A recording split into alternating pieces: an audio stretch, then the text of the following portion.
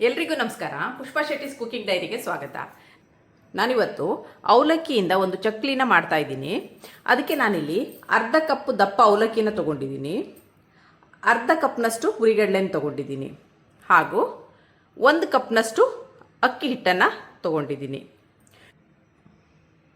ನಂತರ ಹಿಟ್ಟಿಗೆ ಮಿಕ್ಸ್ ಮಾಡ್ಕೊಳ್ಳಿಕ್ಕೆ ಅರ್ಧ ಟೀ ಸ್ಪೂನ್ ಪೆಪ್ಪರ್ ಪೌಡರ್, ಅರ್ಧ ಟೀ ಸ್ಪೂನ್ ಚಿಲ್ಲಿ ಪೌಡರ್, ಅರ್ಧ ಟೀ ಸ್ಪೂನ್ ಕಲೋಂಜಿ, 1 ಟೀ ಸ್ಪೂನ್ ಬಿಳಿ ಎಳ್ಳು ಹಾಗೂ ರುಚಿಗೆ ತಕ್ಕಷ್ಟು ಉಪ್ಪನ್ನು ತಗೊಂಡಿದ್ದೀನಿ. ಈಗ ಇದನ್ನು ಹೇಗೆ ಮಾಡೋದು ಅಂತ ನೋಡೋಣ. ಇಲ್ಲಿ ನಾನು ತಗೊಂಡಂಥ ಅವಲಕ್ಕಿ ಮತ್ತು ಹುರಿಗಡ್ಲೆನ ಸ್ವಲ್ಪ ಹುರಿಬೇಕು. ಈಗ ಅದನ್ನು ಹುರಿಯೋಣ. ವೀಕ್ಷಕರೇ, ಈಗ ನಾನು ಆಲ್ರೆಡಿ ತವವನ್ನು ಬಿಸಿಗೆ ಇಟ್ಕೊಂಡಿದ್ದೀನಿ.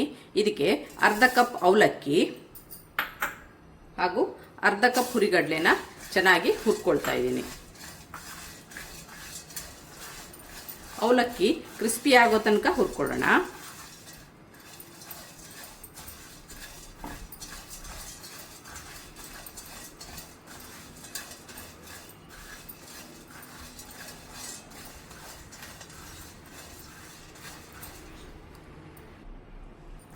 ವೀಕ್ಷಕರೇ, ನಾನೀಗ ಇದನ್ನ ಅವಲಕ್ಕಿನ ಲೋ ಫ್ಲೇಮಲ್ಲಿ ಇಟ್ಕೊಂಡು ಚೆನ್ನಾಗಿ ಹುರ್ಕೊಳ್ತಾ ಇದ್ದೀನಿ. ಅವಲಕ್ಕಿ ಈ ಥರ ಕೈಯಲ್ಲಿ ಮುಟ್ಟಿದರೆ ಕ್ರಿಸ್ಪಿ ಆದರೆ ಸಾಕು. ಇದೀಗ ಆಗಿದೆ. ಇದನ್ನ ಒಂದು ಪಾತ್ರೆಗೆ ಟ್ರಾನ್ಸ್ಫರ್ ಮಾಡ್ಕೊಳ್ಳೋಣ. ವೀಕ್ಷಕರೇ, ಈಗ ಹುರಿದಿಟ್ಟಂಥ ಅವಲಕ್ಕಿ ಮತ್ತು ಹುರುಗಡ್ಲೆ ಚೆನ್ನಾಗಿ ಈ ಥರ ಕ್ರಿಸ್ಪಿ ಆಗಿದೆ ಹಾಗೂ ತಣ್ಣಗಾಗಿದೆ. ಈಗ ಇದನ್ನು ಮಿಕ್ಸರ್ನಲ್ಲಿ ಪೌಡ್ರ್ ಮಾಡ್ಕೊಂಡು ಬರೋಣ. ಈಗ ಹುರಿದಿಟ್ಟಂಥ ಅವಲಕ್ಕಿ ಮತ್ತು ಹುರಿಗಡ್ಲೆನ ಮಿಕ್ಸರ್ನಲ್ಲಿ ಹಾಕಿ ಪೌಡ್ರ್ ಮಾಡ್ತಾಯಿದ್ದೀನಿ. ವೀಕ್ಷಕರೇ, ಈಗ ನಾನು ತಗೊಂಡಂಥ ಅವಲಕ್ಕಿ ಮತ್ತು ಹುರಿಗಡ್ಲೆ ನೈಸಾಗಿ ಪೌಡ್ರ್ ಮಾಡ್ಕೊಂಡು ಬಂದಿದ್ದೀನಿ. ಇದನ್ನ ಒಂದು ಮಿಕ್ಸಿಂಗ್ ಬೌಲಿಗೆ ಹಾಕೋಣ. ಹಾಗೂ 1 ಕಪ್ ರೈಸ್ ಪೌಡ್ರನ್ನ ಹಾಕ್ತಾಯಿದ್ದೀನಿ. ರುಚಿಗೆ ಅರ್ಧ ಟೀ ಸ್ಪೂನ್ ಕಾಳುಮೆಣಸು ಪೌಡ್ರನ್ನ ಹಾಕಿದ್ದೀನಿ, ಅರ್ಧ ಟೀ ಸ್ಪೂನ್ ಚಿಲ್ಲಿ ಪೌಡ್ರನ್ನ ಹಾಕಿದ್ದೀನಿ, ಅರ್ಧ ಟೀ ಸ್ಪೂನ್ ಕಲೋಂಜಿಯನ್ನು ಹಾಕಿದ್ದೀನಿ, ಹಾಗೂ 1 ಟೀ ಸ್ಪೂನ್ ಬಿಳಿ ಎಳ್ಳನ್ನು ಹಾಕಿದ್ದೀನಿ. ಈಗ ಇದನ್ನೊಮ್ಮೆ ಡ್ರೈ ಮಿಕ್ಸ್ ಮಾಡ್ಕೊಳ್ಳೋಣ.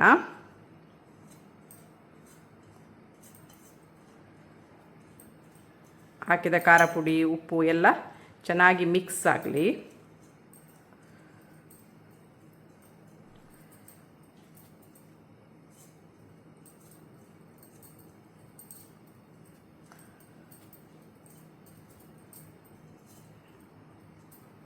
ಇದೀಗ ಚೆನ್ನಾಗಿ ಮಿಕ್ಸ್ ಆಗಿದೆ.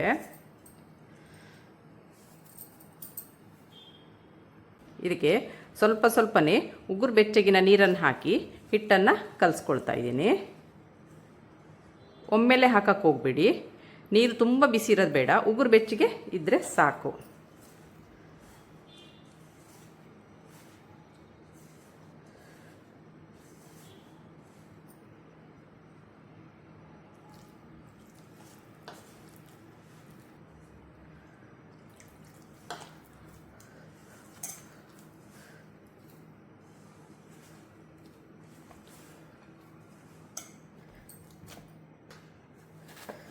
ವೀಕ್ಷಕರೇ, ಇದಕ್ಕೆ ಸುಮಾರು 1/4 ಕಪ್ನಷ್ಟು ನೀರನ್ನು ಹಾಕಿ ನಾನು ಹಿಟ್ಟನ್ನು ಕಲಸಿದ್ದೀನಿ. ಇದಕ್ಕೆ ಸ್ವಲ್ಪ ಕಾಯಿಸಿದ ಎಣ್ಣೆಯನ್ನು ಹಾಕೋಣ. ಇದಕ್ಕೆ 1 ಟೇಬಲ್ ಸ್ಪೂನು ಕಾಯಿಸಿದ ಎಣ್ಣೆಯನ್ನು ಹಾಕಿ ಚೆನ್ನಾಗಿ ಕಲಸೋಣ. ಚೆನ್ನಾಗಿ ನಾದ್ಕೋಬೇಕು, ಆವಾಗಲೇ ಯಾವುದೇ ತಿಂಡಿ ಪದಾರ್ಥ ರುಚಿ ಹೆಚ್ಚಾಗುತ್ತೆ. ಹಿಟ್ಟನ್ನು ಕಲಸುವ ಹದದಲ್ಲೇ ಇರೋದು. ಚೆನ್ನಾಗಿ ಕಲಿಸ್ಕೊಳ್ಳಿ. ವೀಕ್ಷಕರೇ, ಈಗ ನಾನು ಹಿಟ್ಟನ್ನು ಈ ಹದದಲ್ಲಿ ಕಲಿಸ್ಕೊಂಡು ಬಂದಿದ್ದೀನಿ. ಈಗ ಇದನ್ನ ಮುಚ್ಚಿ ಒಂದು ಸೈಡಿಗೆ ಇಡೋಣ. ಅಷ್ಟರಲ್ಲಿ ನಾವು ಚಕ್ಕುಲಿ ಉರಳನ್ನು ರೆಡಿ ಮಾಡ್ಕೊಳ್ಳೋಣ. ತಗೊಂಡಂಥ ಚಕ್ಕುಲಿ ಉರಳಿಗೆ ಚೆನ್ನಾಗಿ ಎಣ್ಣೆಯನ್ನು ಸವರ್ಕೊಳ್ತಾ ಇದ್ದೀನಿ. ಈಗ ತಗೊಂಡಂಥ ಚಕ್ಕುಲಿ ಒಂದೊಂದೇ ಉಂಡೆಯನ್ನು ಮಾಡಿ ಇದರೊಳಗೆ ಹಾಕೋಣ. ಉಳಿದಂಥ ಹಿಟ್ಟನ್ನು ಹೀಗೆ ಚೆನ್ನಾಗಿ ಮುಚ್ಚಿ ಇಡಿ, ಇಲ್ಲಾಂದರೆ ಹಿಟ್ಟು ಗಟ್ಟಿ ಆಗುತ್ತೆ. ಈಗ ಚಕ್ಕುಲಿನ ಕರಿಯೋಣ. ಈಗ ನಾನು ಆಲ್ರೆಡಿ ಎಣ್ಣೆನ ಬಿಸಿಗೆ ಇಟ್ಕೊಂಡಿದ್ದೀನಿ. ಇದು ಬಿಸಿ ಆಗಿದೆ ನೋಡೋಣ. ಒಂದು ಸಣ್ಣ ಪೀಸ್ ಹಾಕಿ ಇದೀಗ ಬಿಸಿ ಆಗಿದೆ. ಈಗ ಚಕ್ಕುಲಿ ಮುರುಕನ್ನು ಇದರೊಳಗೆ ಹಾಕೋಣ.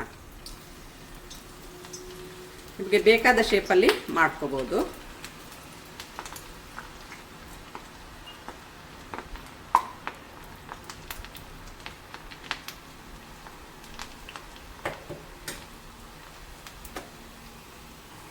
ವೀಕ್ಷಕರೇ, ಚಕ್ಕುಲಿ ಈಗ ಒಂದು ಸೈಡ್ ಚೆನ್ನಾಗಿ ಹುರಿದಿದೆ, ಈಗ ನೊರೆ ಕಮ್ಮಿ ಆಗ್ತಾ ಬಂತು ನೋಡಿ.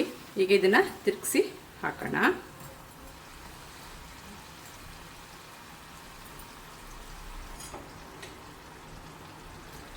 ವೀಕ್ಷಕರೇ, ಇದೀಗ ಆಗಿದೆ ನೋಡಿ. ಎಣ್ಣೆಯಲ್ಲಿರುವ ನೊರೆ ಕಮ್ಮಿ ಆಗ್ತಾ ಬಂದಿದೆ. ಈ ಎಣ್ಣೆಯಲ್ಲಿ ನೊರೆ ಕಮ್ಮಿ ಆದರೆ ಇದು ಚಕ್ಕುಲಿ ಹದವಾಗಿ ಬೆಂದಿದೆ ಅಂತ ಅರ್ಥ. ಈಗ ಇದನ್ನು ಒಂದು ಪಾತ್ರೆಗೆ, ಹೀಗೆ ಇದನ್ನೊಂದು ಪ್ಲೇಟಿಗೆ ಟ್ರಾನ್ಸ್ಫರ್ ಮಾಡ್ಕೊಳ್ಳೋಣ. ಈಗ ಮತ್ತೆ ಉಳಿದ ನಿಮಗೆ ಬೇಕಾದ ಶೇಪಲ್ಲಿ ಮಾಡ್ಕೋಬೋದು.